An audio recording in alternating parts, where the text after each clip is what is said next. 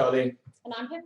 And we are going to be talking you through Clicks and Mortar, which is a sort of roundup and analysis of where we got to over the lockdown period for Furniture Village.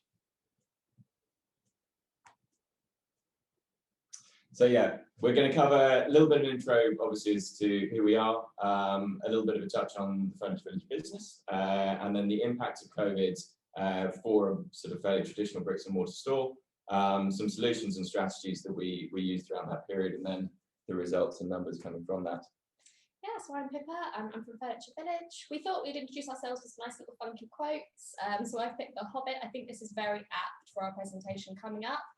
It does not do to leave a live dragon out of your equation if you live near him. So I think that's a really nice quote for us to start this off. Definitely, the live dragon of COVID. Yeah. Yeah, my name's Charlie Ashe. I work for tmwi, coming from quite a strong programmatic background, but a lot of time spent recently in looking at content and data strategy for brands.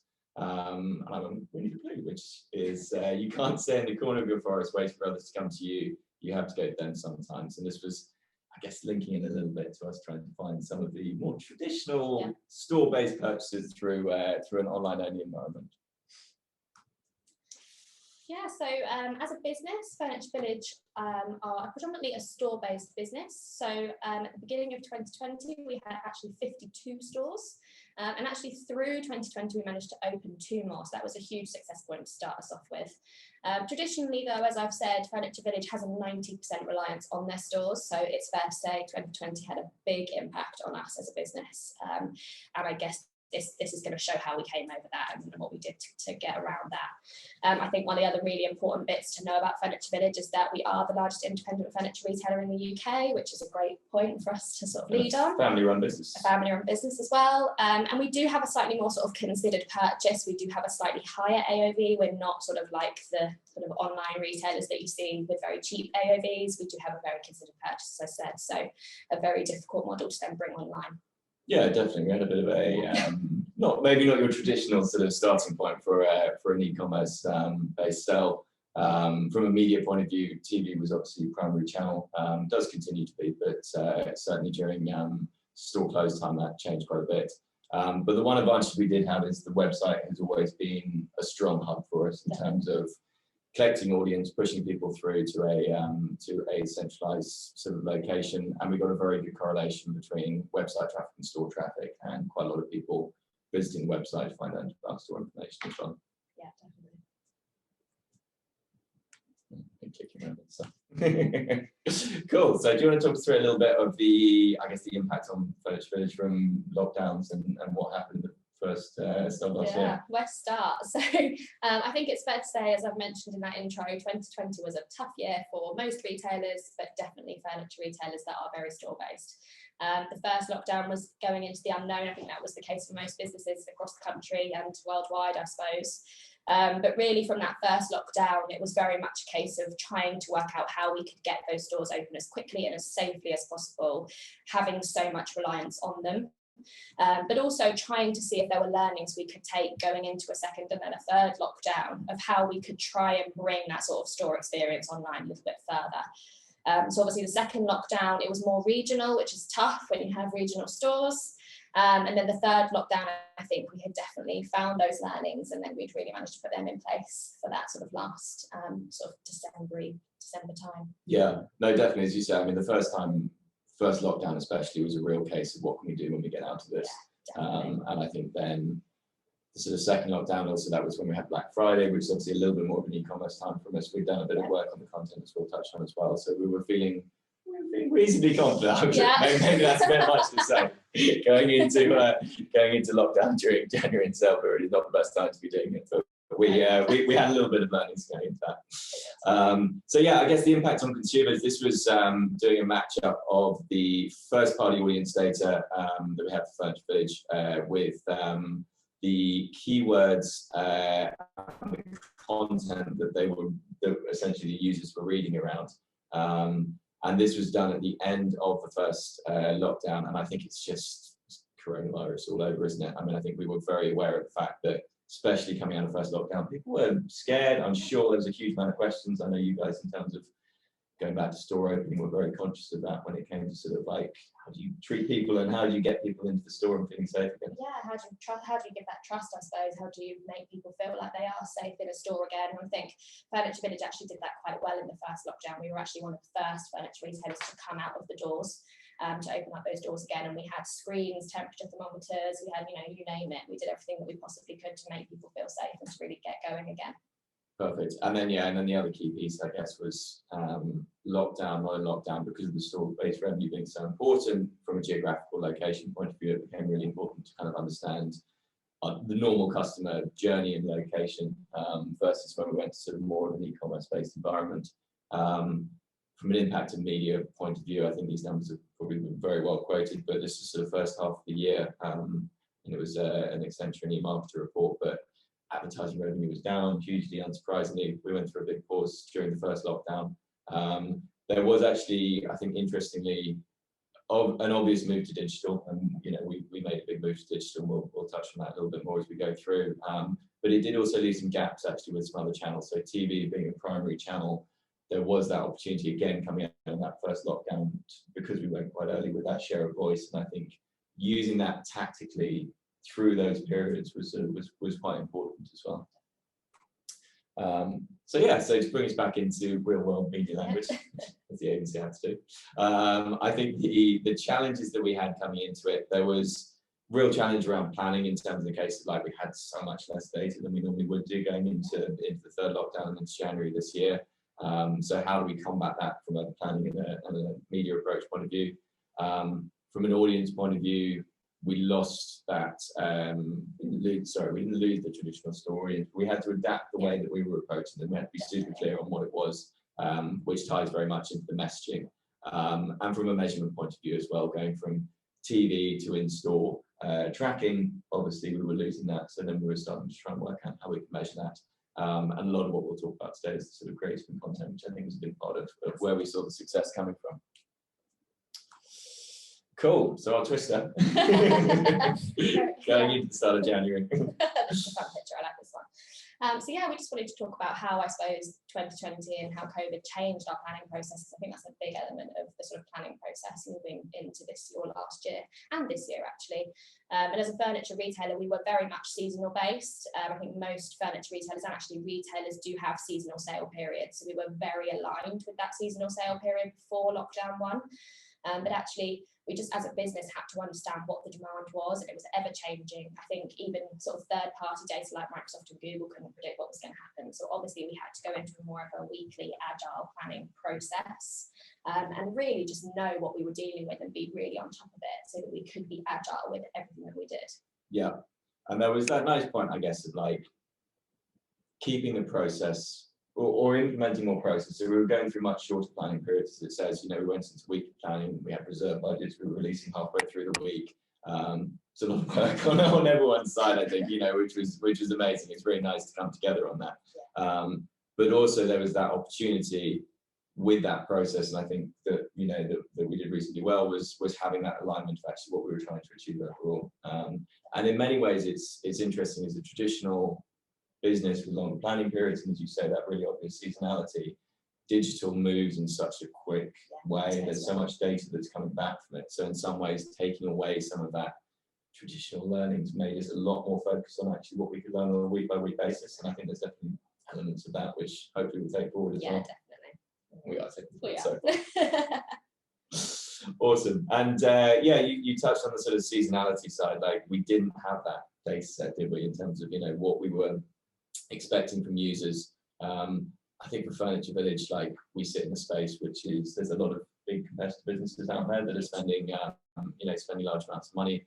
We touched on the share of voice and how important that was for Furniture Village, and always is being very important. So this was a little bit of data science team and then modeling out for an online only store closed environment where we were expecting the revenue to come in. and then tracking that against where we're putting it, and the not pushing water uphill, Yeah. which is a phrase apparently, I have checked this, was really key. Like, we needed to put the budgets where it was going to have the most impact, and I think that was a good process to go through as well. Yeah, definitely. I think, as you said, although we didn't lose the seasonality, I think actually the seasonality probably became even more important, because obviously the weather was very good. I think in lockdown one, demands were changing for each category, not just for our brand and not just for furniture, but people were wanting home office, that's a given, garden, things that maybe a lot of furniture retailers hadn't thought about. So it was just also being very aware of the changing demand within our business and external factors as well. Yeah. Awesome. And then, I guess from an audience point of view, Furniture Village is your audience.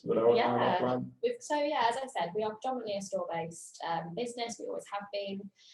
But as I said, there was a definite need, due to the considered purchase that we have, to try and bring that in-store experience online, and to try and help people feel safe, even if they didn't want to still go into a store, even when we had reopened.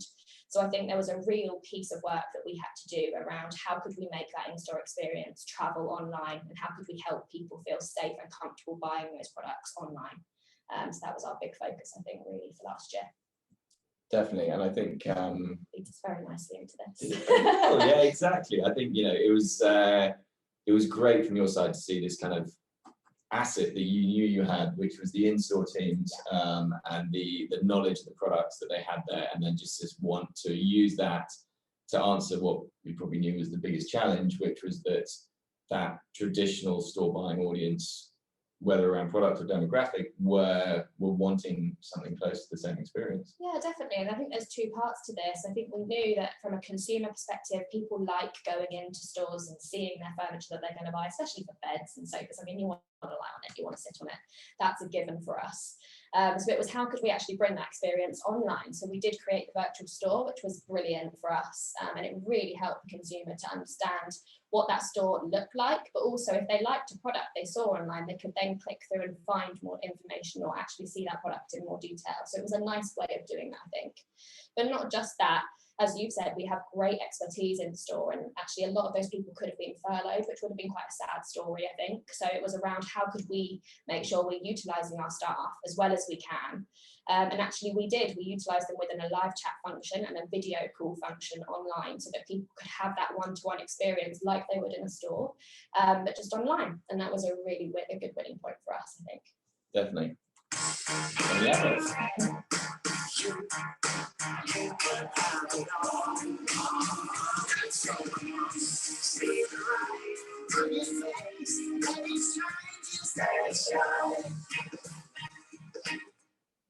I love the talk about consumer challenges, the point in there where it says, but we can't see you. Yeah, exactly. So you can sit in their pajamas. You can sit in your pajamas and you can shop for furniture. Awesome. And this was the COS campaign. I'll write down.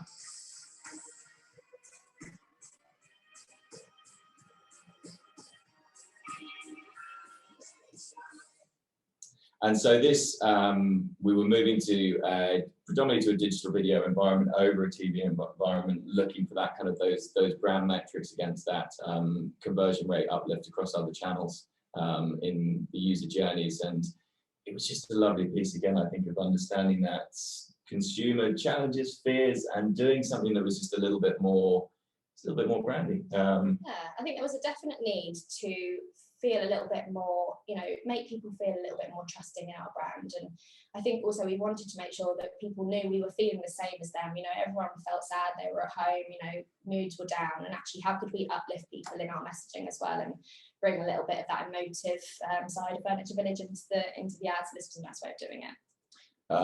And we ran multiple versions, I think, and we were chatting about this before. I think there's that tendency, especially with digital video and all the data that's available, to try and go towards this kind of sense of hyper-personalization. And we do that within dynamic retargeting, all those sort of things, but actually taking a sense of relevance being important, not overdoing it and not going into too much. But what was lovely was then tracking quartiles, different drop-offs across the performance, bit of measurement across the digital video, and working very closely with the creative team and the creative agency there as well, to find out that if you put a dog in the video, you don't get as much drop off. Yeah, exactly. That's how you keep the user attention.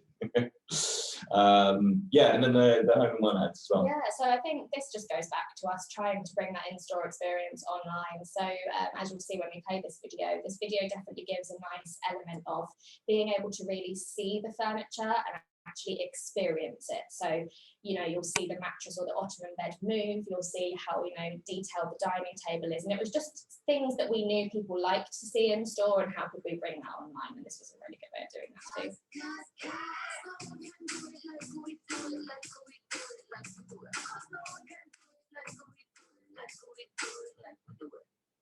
Nice. And like we talked about, we had the kind of two different routes that we went down. So there was the in-store experience, and obviously the recreating that for that particular audience, and then there was the sort of obviously the more traditional sort of e-commerce audience, and having the ability to go in there with different assets, with different messages, and just test and learn against all those data points was really, really key. And I think what was nice about this as well was having those product-led, we were able to do some sequential stuff. It was a really nice sort of process of going through and understanding what pieces of content and what assets and what orders start to create that sort of you know, conversion rate, and ultimately the performance numbers that come up from it at the end.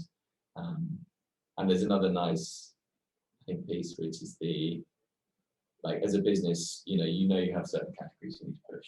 And as you talk about the granularity on that, it was really nice to have the assets to be able to respond to that, say in certain areas we can test, we can push, and we can push certain products as well. Yeah, definitely. And also just getting the message out there that, you know, Furniture Village, actually, unlike a lot of our competitors, we sell all categories. So we don't just sell beds, we're not, you know, specialist in any area. So it was getting that out as well, that people could come and get everything they needed in one place. Definitely. And I think it's so nice to treat digital as your testing environment, and then to expand that out and, you know, talking to business and going back to business with some of those learnings and some of those activations. It was nice. It got a lot more sort of normal buy-in.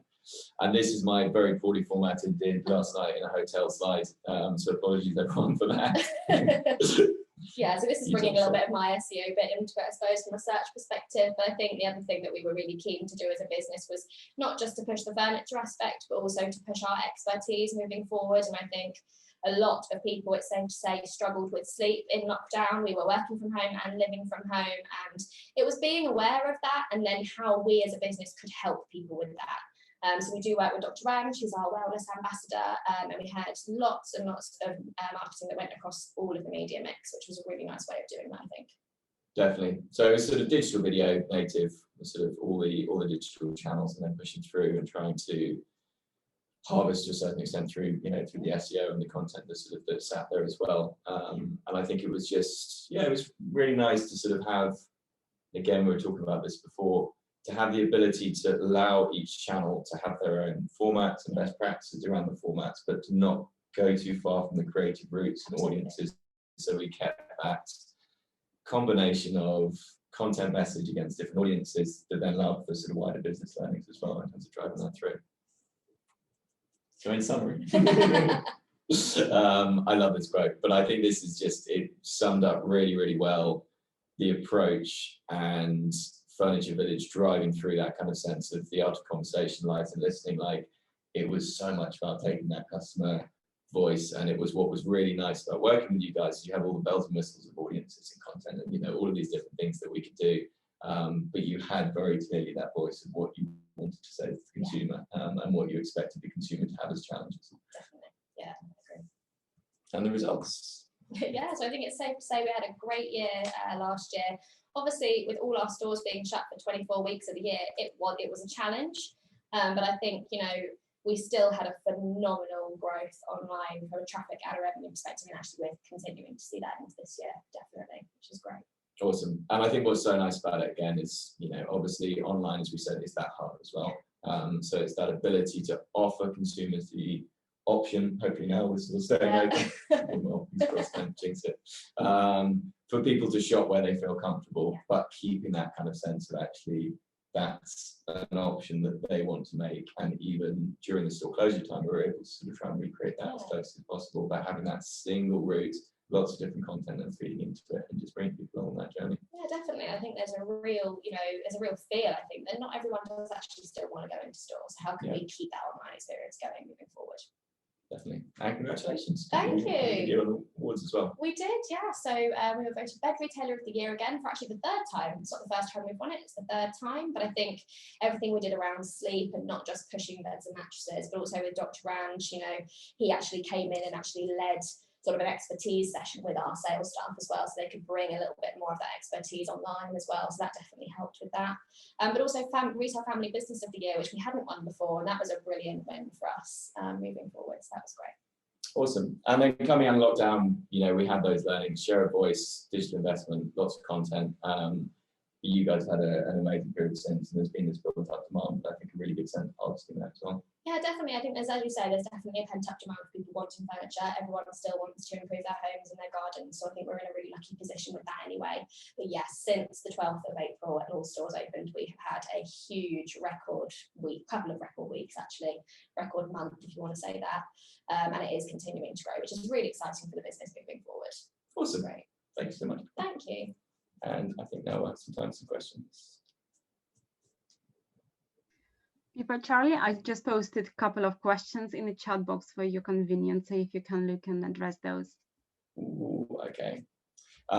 So, do you want to read the question? Yeah, so you discussed both online and in-store customer audience. How do you find and target these online? Ooh, good question. Good question. Shall I take that one? Yeah, you can start on that one. So yeah, so I think obviously combination of CRM and website. We have the website as a hub, so modeling from that is a sort of fairly traditional behavioral modeling type, you know, overlaying multiple data points on top of each other, obviously, you know, sort of keywords, audiences and geographical location points as well.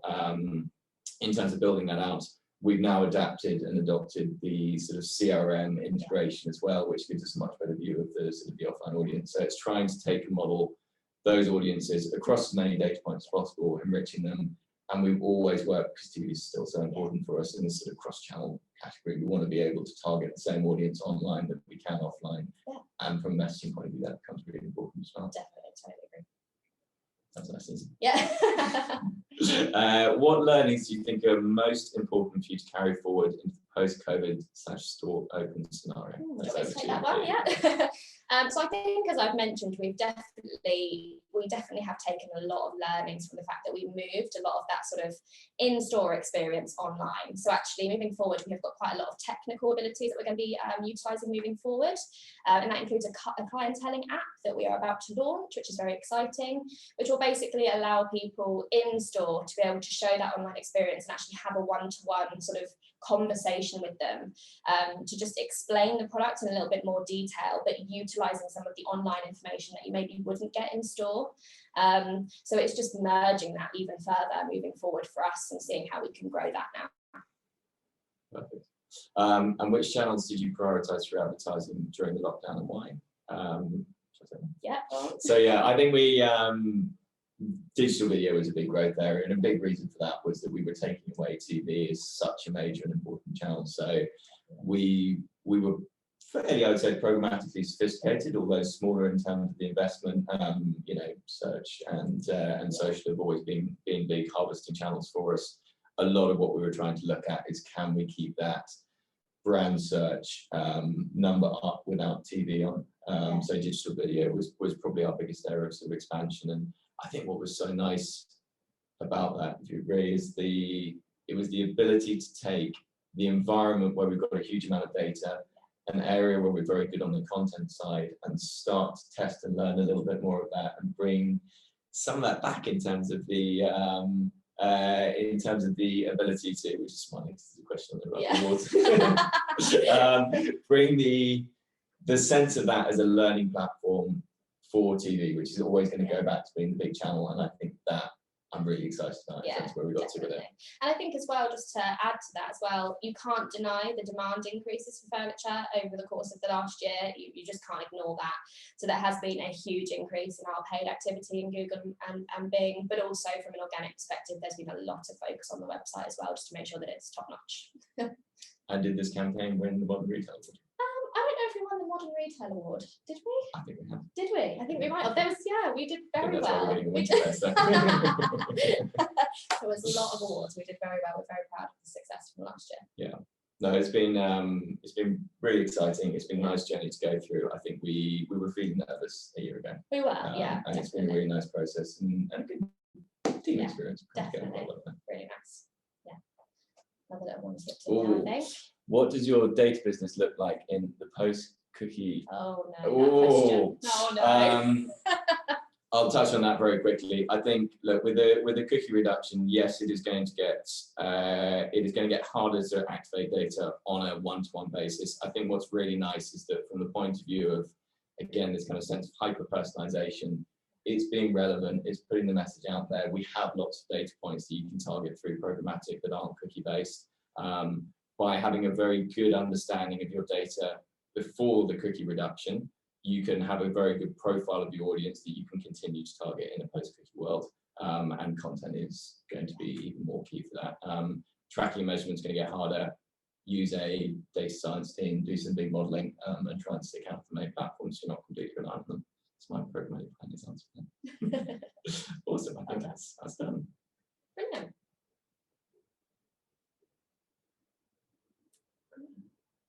Oh, we've got another question. Have we? Keep going. Is there one standout thing in the planning process that was newly implemented during lockdown that you will now be keeping? What impact did it have to differentiate?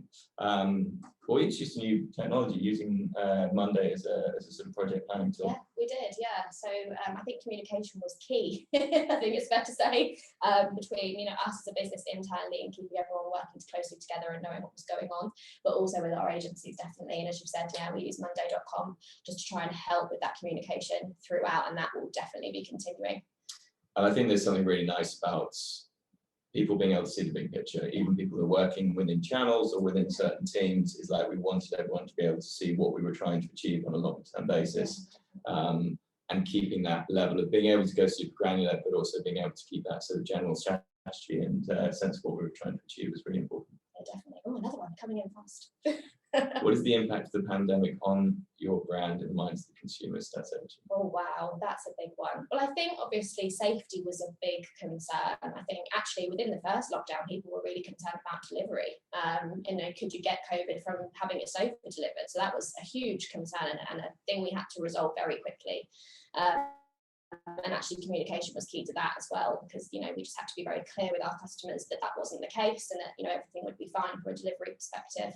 But I do think that the impact from the pandemic on our consumers is very much along those lines. Even so, I mentioned within that slide that people may not even still want to go into stores moving forward. I think there is still an element of people not feeling completely comfortable. So it's, how do we help people trust our brand and know that the products that we sell are very high quality and that they will last an awful long time. And that's the reason they're slightly higher priced. So it's getting that sort of brand message across, I think, moving forward, just to help that, I think. When we were talking about this originally, safety and trust, I think the two big words that sort of I think I've said it quite a lot on this as well. Exactly. So it was key, and it was very much the brand approach, and I think it's positioned you hopefully in a very positive light for coming out of the pandemic in terms of understanding that.